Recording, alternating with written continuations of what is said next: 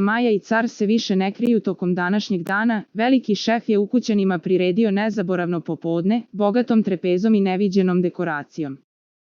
Filip car i Fran Pujes su sa svojim cimerima postavila katolički Božić, nakon čega je nastala opšta pometnja na imanju.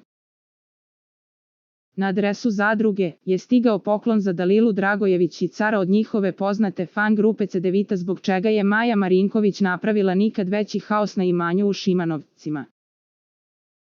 Njih dvoje su upravo počeli da se spremaju za spektakularno veče koje sledi, a koje će sve ostaviti bez daha. Oni su u tuš kabini hotela Zadruga odluči da zadovolje svoje potrebe i smire strasti, kako bi spektakl dočekali na miru.